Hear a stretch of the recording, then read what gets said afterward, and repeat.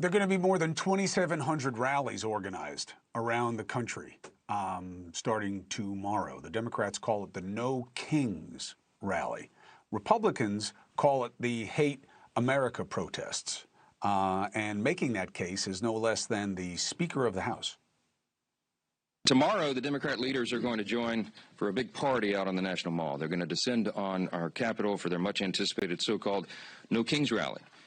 We refer to it by its more accurate description, the Hate America rally. You're going to bring together the Marxists, the socialists, the Antifa advocates, the anarchists, and the pro-Hamas wing of the far-left Democrat Party. I mean, what is this about? It's about fomenting division. Does he really deny that money is a problem in our politics? That affordability is a problem in our country? I mean, wasn't that a big part of their own campaign? So what I'm concerned about here is both sides are so itchy for violence. They say no, right? But it's so perfunctory when they say it. But when do they really use their words? When they're trying to blame the other side for what has happened. So I want to talk about it heading into it.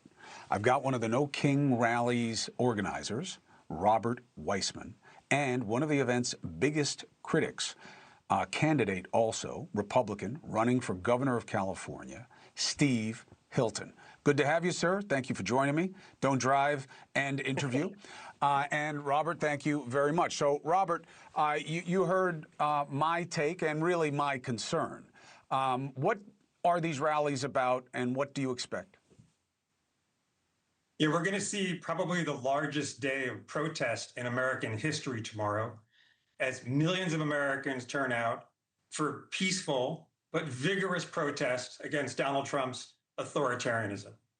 I think what these protests are about is demonstrating against authoritarianism for democracy by exercising our democratic rights. And that clip you played from Speaker Johnson is a disgrace. Not only is this a movement that is guided by nonviolence, not only have we trained tens of thousands of people in de-escalation tactics, but he is trying to impute the idea that this is a terrorist movement because he's denouncing his opposition. He can oppose our ideas all he wants, but he should be celebrating and embracing our right to protest. And I have to disagree with you, Chris. No one on our side is itching for violence. We are affirmatively committed to nonviolence, not just because we want a peaceful day, because the core principle of the movement, we think, with love and solidarity, is going to defeat Donald Trump's authoritarianism. Robert, I accept you at your word, and I'm going to pivot to Steve. But first, I'm going to push you backwards a step, because I'm not talking about you and your organization, but you are not going to sell to me that the left has no interest in political violence when the language has gotten hotter and hotter and angrier, and everything that Trump does makes him a Nazi and Hitler. I mean, those are words that are predictive of violence, and that's why they are used. I'm not blaming you for it. But when I say your side, you do not have clean hands on the left. That's my point. But let me bring Steve in on this. All right. We'll get back at it, but that's what I'm saying. I wish good protests. I see the reason for it. Steve, why do you believe this is not what Mr. Weissman says it is? Well, look, I agree with both of you in terms of the substantive points you're making about what we need to prioritize in America. I agree that we don't want authoritarianism in America. That's the opposite of what America's all about. You know, I'm an American now, moved here in 2012 with my wife, and my two sons became a citizen because I love this country and what it stands for. And if you want to see authoritarianism in action, you come to California, where I'm running for governor, because you've got one-party rule here. That is entrenched by money, as you touched on earlier, Chris, union money that keeps the Democrat machine rolling. And on top of that, you've got Gavin Newsom rigging elections in order to boost his presidential campaign, disenfranchising millions of Californians. That's what he's trying to do right now. You talk about affordability. Which state is the least affordable in the country? California. As a result of one-party rule run in the interests of political activists and ideologues instead of regular working people. So I agree with the substance of what you're both saying, but I think the answer is to fight for political change here in California, and that's what I'm doing.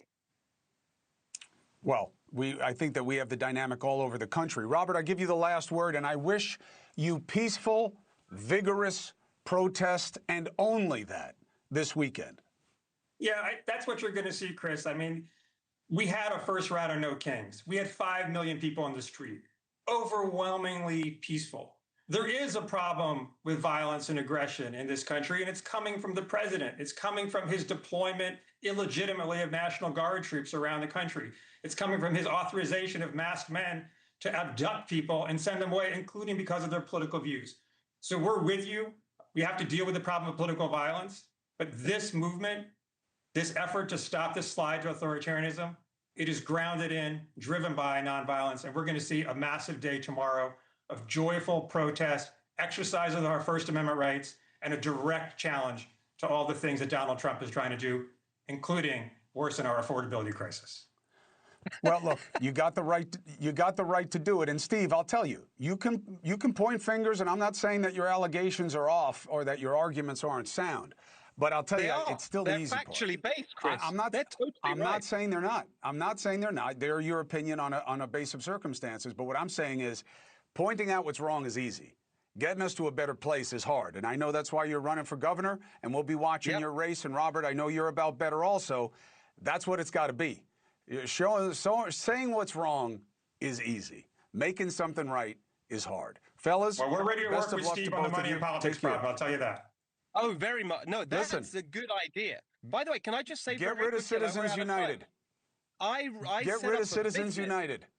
I set up a business many years ago to try and make it easier for people to run for office without relying on big donors and party machines, to democratize the whole business of politics. I'm completely with you on that.